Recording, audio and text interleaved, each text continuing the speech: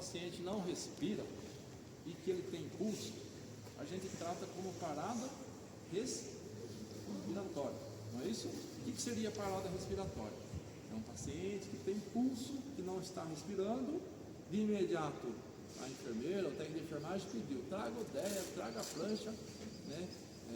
A mochila de vias aéreas para mim, tá? Ou melhor, vamos fazer liberação de vias aéreas, vamos tentar fazer um suporte de ventilação e oxigenação para esse paciente, tá? Então, você toma uma decisão a princípio de fazer ventilação e oxigenação, tá? Se for parada respiratória.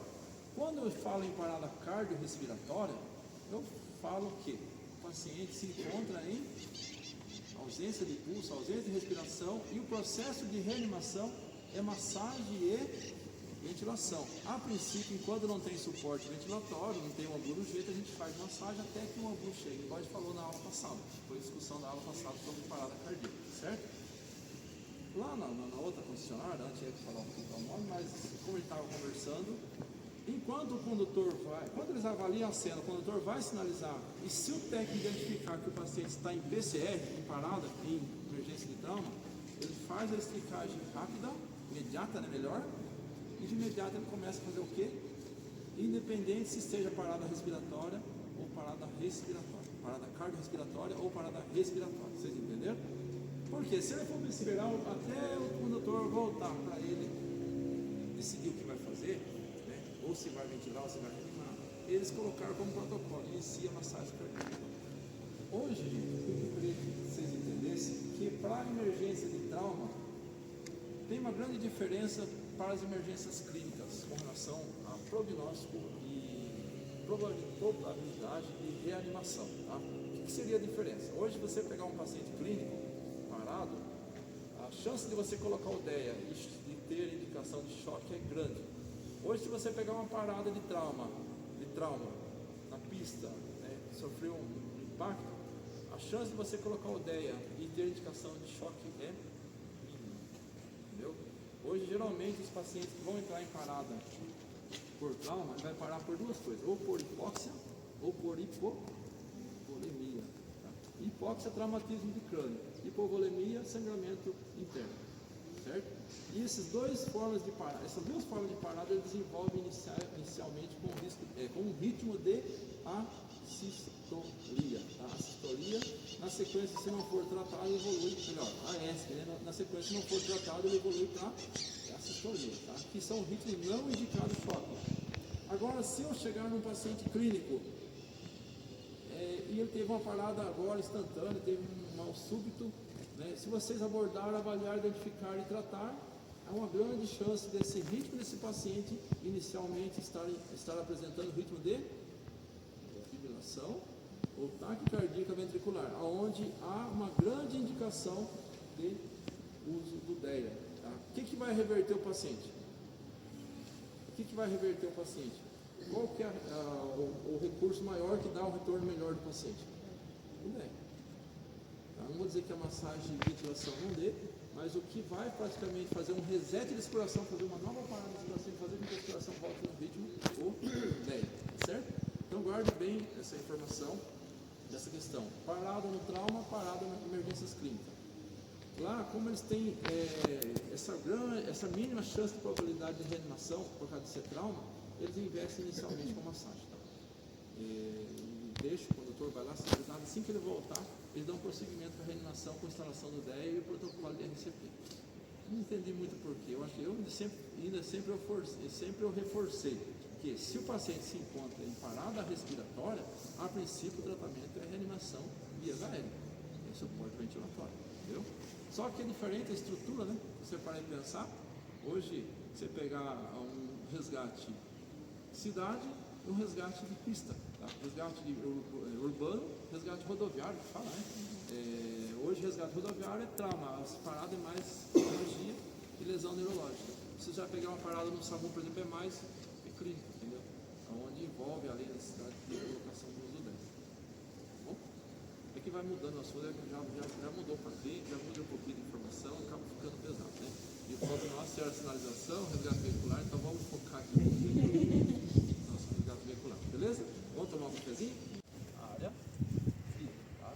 Geralmente, a através da área amarela, a gente faz um corredor de acesso, para a gente poder ter acesso. Quem que vai trabalhar mais na área quente? Vamos ver. Tá. Então, gente, só para lembrar que o pessoal do bombeiro, ele tem os materiais de resgate em locais de difícil acesso à área quente, tá? A equipe do SAMU, a equipe das ambulâncias, não tem materiais de resgate em locais de difícil acesso, principalmente falando nas capas de anti-incêndio, né? Os capacetes específicos para resgate veicular, luvas de raspas, né? Botas de cano longo, né? Bota específica para esse trabalho de resgate veicular, tá certo? E as ferramentas de desencarceramento. Tá? O que seria a ferramenta de desencarceramento? As bombas hidráulicas, né? Os cascos, corte de ferragem, o expansor, o formigão, fala, né? O formigão que fez a visita no bombeiro ano passado, Praia, sabe, né? Então tem os materiais que são usados pelo pessoal do corpo de bombeiro para fazer esse resgate. Então, até o próximo encontro a gente vai marcar uma visita lá com o pessoal do bombeiro, antes, na parte da manhã, lá com eles, para depois voltar aqui na parte da tarde, tá? Então, para conhecer todos esses materiais de resgate veicular, a gente poder ter noção do peso que é as ferramentas desse tesourão, que corta as colunas dos carros, né? O expansor que expande os painéis dos veículos quando ele bate, eles contorce todos, tá? E o formigão é um material que ele vai cortando, ele vai fazendo uns pontos, né, na lataria para ganhar um acesso, tá? Além de pé de cabra, né? Pé de cabra o pessoal usa, a serra sabe, né, cortar vidro, né? Quebra-vidro, tá? Até tem ambulância no SAMU que tem quebra-vidro, tá? Mas para que quebra-vidro? Eu posso chegar numa cena de um incidente, a vítima está lá dentro e esse carro está totalmente fechado? Eu chego aqui, esse carro o paciente desacordado? Sim ou não? Sim. Pode acontecer. Eu chegar na cena, essa vítima está dentro do carro, eu fiz a avaliação em ângulo de 360 graus, observando a cena, tá? A cena é um local que tem risco para descer esse carro. Eu vejo a vítima, eu faço uma sinalização para aquela pessoa a longa distância para ver se ela consegue. Nossa, fica calma, não sai do carro, mantém aí. Entendeu? Tomar a nossa decisão de estabilização do veículo. O que seria a estabilização do veículo? O que seria a estabilização do veículo? Usar os calços, né? Lá no bombeiro deve conhecer os calços. Por que são os calços? Geralmente você vai lá, coloca na roda para não descer. Você coloca, tem uns calços com os degraus, você vai colocando aquelas peças de madeira até encostar aqui no local para esse carro não ter risco de.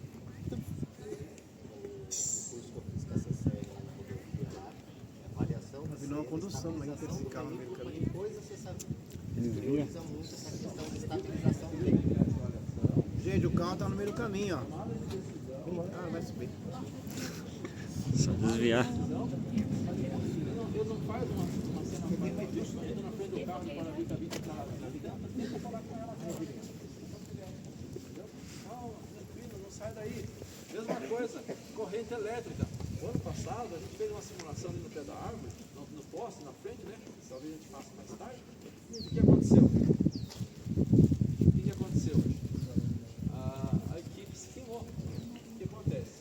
Era um moto na cena, um fio, poste, né? Fiação, risco de fiação. Pelo menos pergunta da avaliação de cena, não perguntou nada, já chegou já foi não. Direto. Eu perguntei pro pessoal o que vocês acham. Para ou continua? O pessoal, todo mundo para, morreu. Aí virou vítima, né? Entendeu? Aí ainda foi até legal que o cara fazendo um videozinho com o drone, sabe? Lembra? Esse ribanceiro. O que eu faço?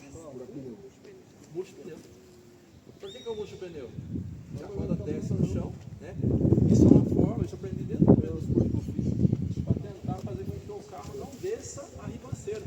No vídeo que eu consegui, cabreira, eu fiz digamos assim, uma estabilização improvisada, não fiz? Esse carro para não descer. Mas e o acerto da vítima? Mexi no óleo, travado, ao mesmo tempo lá de lá travado, o que eu faço? Vou ter que quebrar com você? Eu vou lá e quebro o vidro na cara da paciente? Pega um pedaço de pai. O que ele vai fazer aqui? Se o paciente está lá na frente, ele vai fazer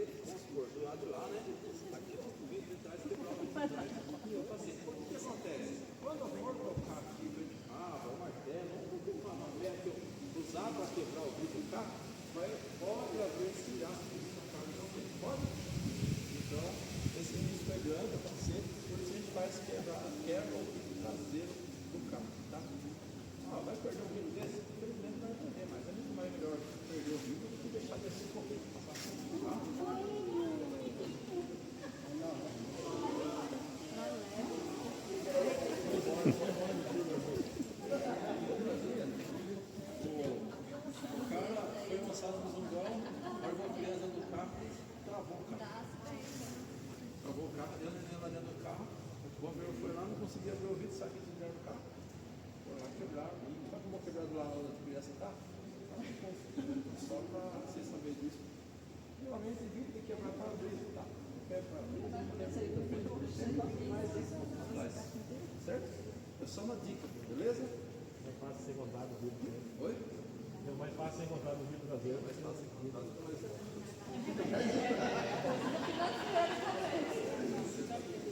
Certo? Então, avaliação de cena, 360 agora é um giro em volta do veículo, tá? Segunda coisa, a cena com o paciente, calma moço, fica tranquilo, não sai daí, tá? Tente pelo menos fazer essa encenação, eles fazem isso para manter essa calma, tá? E assim que você pedir para manter a calma, a gente vai fazer a estabilização do veículo. Lá tem um material que eles fazem, às vezes o carro está em pendura, para cair, para tombar, né? Eles fazem essa estabilização para depois liberar para a equipe de resgate assumir a retirada da vítima. Aí que vem o ângulo de resgate, o ângulo de retirada da vítima, tá? Se a vítima está sentada aqui no banco, o que a gente vai fazer? A gente precisa dar um giro nela, né? Está aqui sentada, precisa dar um giro nela para tirar a vítima. Então eu vou estar posicionando ela num ângulo de 90 graus para fazer esse resgate. No resgate, quando a vítima é tranquila, o pessoal do bombeiro, vamos falar isso agora para vocês, o paciente grau de 15, tem suspeita de lesão, eles vão fazer isso tranquilamente. Mas como assim tranquilamente? Você chegou lá, está lá torcendo, o carro tem um lesão na frente, porque o carro está perfeito. Sabe o que eles fazem? Chega lá, não tem paciente de calma, eles vão primeiramente rebater o teto. Não é isso que eles fazem? Corta a coluna, rebate o teto e tira o paciente em ângulo zero. O que é ângulo zero? A prancha vai dar para aqui, ó. Eu mandei para vocês uma imagenzinha lá, vai dar para aqui, esse paciente vai ver só uma posição assim da prancha, vai sair aqui. Quantas horas vocês acham que eles duram para tirar esse paciente desse veículo? Para fazer esse trabalho de cortar, rebater o teto. Isso é um trabalho de até do pessoal de resgate veicular, faz lá um treinamento e uma disputa, né? Um campeonato de resgate veicular, né? E o processo é bem desse jeito. Eles colocam oxigênio na vida, colocam colar, sabe? E faz um resgate muito projeto. Na medida que a gente fez a abertura do carro, o que eu poderia fazer para tentar estabilizar esse veículo? Puxar o freio de mão. Outra coisa, o que eu poderia fazer para evitar incêndio e explosão? Desconectar o carro. Tá bom? Às vezes eu chego lá, está fumaçando, abrir o capô.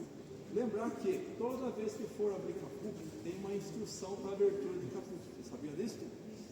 Se eu chegar na hora lá, o carro está pegando fogo, saindo fumaça aqui, vocês destravaram o capô, na hora que vocês forem abrir o capô, se eu tiver com o princípio de incêndio, o que vai acontecer? Na cara de vocês. Então, para a gente poder trabalhar com essa, eu não vou focar muito nessa questão do resgate, seria uma pessoa do bombeiro para fazer isso. O que eu teria que fazer? Abrir tanto 5 centímetros, 3 centímetros de altura esse capô, o que eu faço? Vai estar saindo fumaça por baixo, vou pegar meu extintor e vou entrar com o extintor por baixo, abafando o extintor. Isso é o trabalho do nosso amigo, entendeu? De fazer, né, de pagar esse princípio de incêndio para você não receber essa chama de contato imediato com essa abertura de capô. Tá? E é um cisto que tem ali na hora de chegar e querer abrir o capô. Outra coisa, os carros elétricos, tá? Também não vou entrar muito em detalhes do carro elétrico, mas lembrando que os carros elétricos, né, ele tem um sistema de fiação que passa geralmente nas caixas de ar do carro, tá? Essas fiações são vermelhas ou de cor laranja, tá?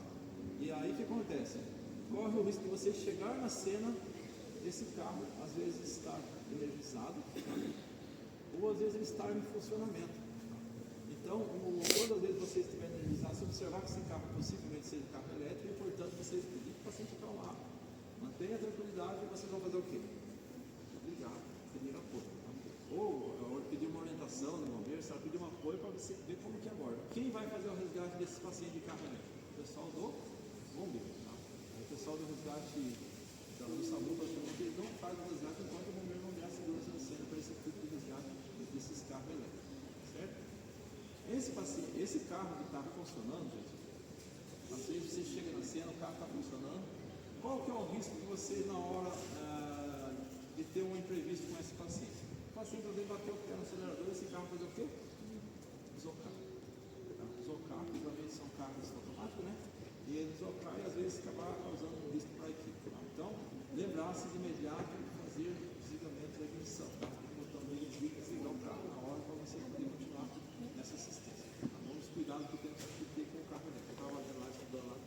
esse princípio, é risco grande chegar lá o carro estar em funcionamento, certo? Com relação a essa parte de ter esse risco de desocar, né, de ter algo assim. Tranquilo? Pessoal, vamos lá. Quem que quer ser o primeiro equipe? Fazer?